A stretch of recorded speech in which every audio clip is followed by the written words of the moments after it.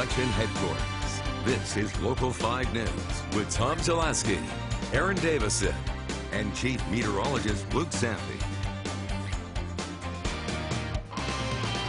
Now on Local 5, after a contentious vote and a week-long wait, Wisconsin's primary election results are counted. Good evening. Thank you for joining us. I'm Tom Zaleski. And I'm Aaron Davison. We begin with news from your local election headquarters. All eyes are on Wisconsin tonight as clerks count votes from a controversial election that had people going to the polls during orders to stay at home to stop the spread of the coronavirus. Well, despite the governor's calls to postpone the election, conservative judges on the Wisconsin State Supreme Court ruled the election would not be postponed, and more than 1 million voters submitted absentee ballots. At 4 this afternoon, clerks across the state started to tally the votes. Now, locally, one of the biggest races was the race for mayor in the city of Appleton. Candidates Jake Woodford and Jim Clemens were going head-to-head to replace longtime Appleton Mayor Tim Hanna. With all of the votes now in, the voters have chosen Jake Woodford as the city's next mayor, winning with 55% of the vote. Now, Woodford will be the first new mayor in Appleton in 24 years. And Local 5's Erin Taylor was there when the winner was announced, and she brings us more. We're here with Appleton's newest mayor, Jake Woodford. The results have just come in. Jake, how are you feeling? I feel great. Really excited. Yeah, it's exciting, but this has to be different than what you imagined when you were originally running for mayor, when you won the primary. Tonight is different. It's quite different. When we set out, we certainly didn't expect that the results would come in a week after the election was held, nor did we expect to be in my driveway standing 6 feet from everybody doing the interviews.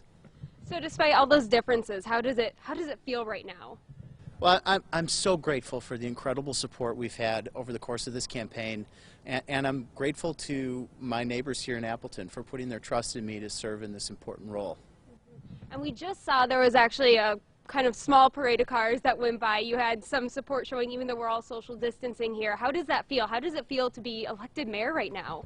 Well, it's certainly a complicated time to be taking up this work, but I am so grateful for the support that I've had in this campaign, and I look forward to getting to work on behalf of the citizens of Appleton. Yeah, and that complicated time, Mayor Tim Hanna actually endorsed you, and part of the reason why he did was because of this complicated time. How did it feel to get that endorsement, and do you think that that had any bearing on tonight's results?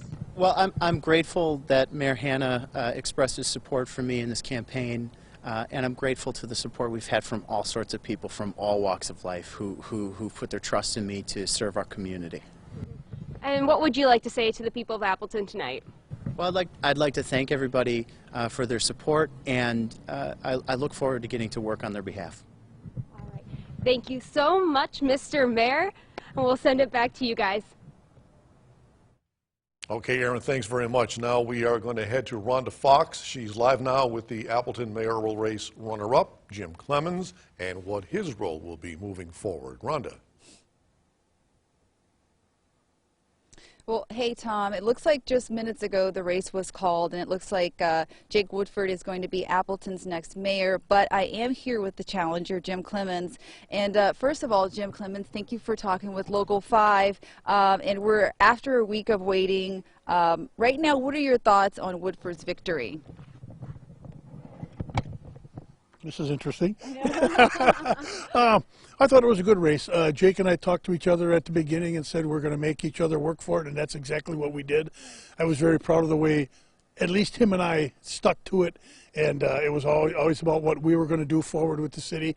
We never attacked each other as candidates, and I think that's the way politics should be run. So it should be an interesting 4 years for Jake. And so also, it looks like there have been some issues with the absentee ballots. Do you plan to concede the race, or do you plan to contest the race? I haven't given that much thought. We'll see what the totals are and everything, and once it's canvassed. But I think the voters have spoken, and I think I'm willing to live with it. But let's see how the totals come out. I'm sure there's going to be multiple lawsuits throughout Wisconsin because that seems to be the way of politics nowadays. But we'll wait and see what happened. I'm just so proud and humbled for all the support that I had, how hard people worked on my campaign, and how the people that were supporting me truly were out for me and for what we proposed to do for the city. And the voters have spoken. So, like I said, it should be an interesting 4 years for Jake. Thank you so much for talking with Local 5, Jim, and your family. Thank you very much. Reporting live in Appleton, Rhonda Fox, back to you in the studio.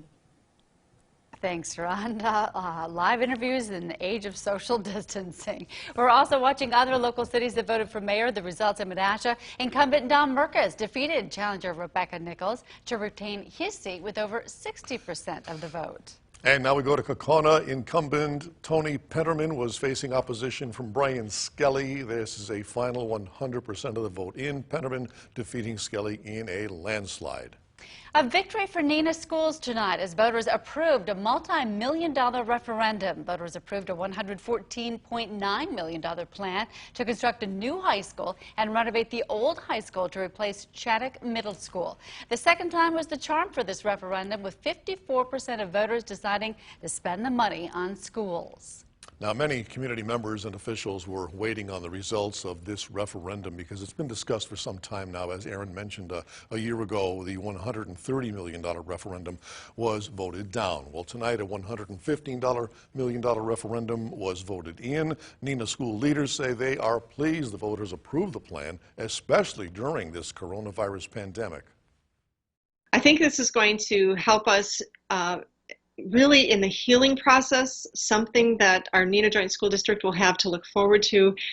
But not only for students of today, as you've mentioned, this is going to be for students for generations to come.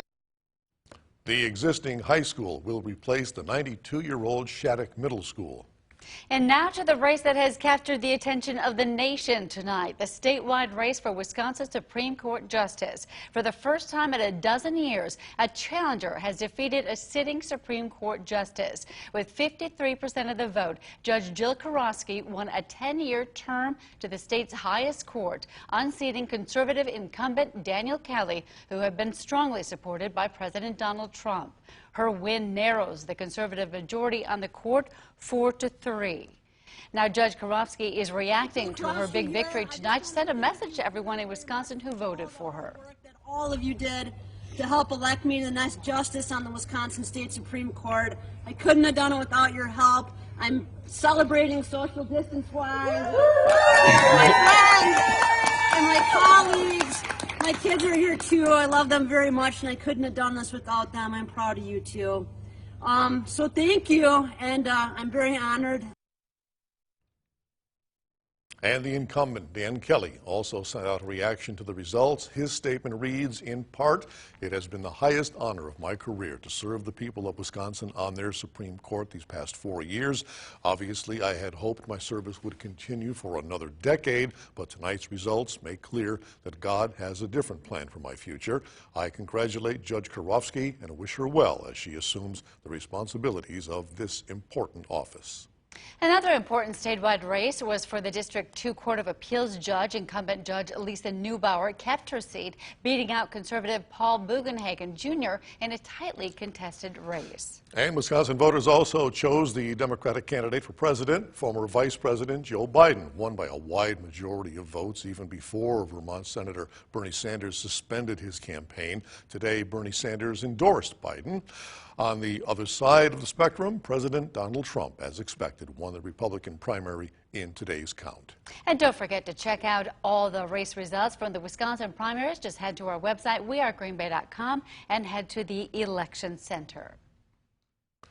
Helping out businesses. The federal government is helping to provide relief to small businesses. Still ahead, details on how to apply for the Paycheck Protection Program and why local business leaders say the process is quite confusing. And we've had some clearing this evening, but spotty snow showers moving in from central Wisconsin. And more will arrive for tomorrow when we'll finally get back to the 50s in the Storm Team 5 forecast. You're watching Local 5 News with Tom Zelaski and Aaron Davison.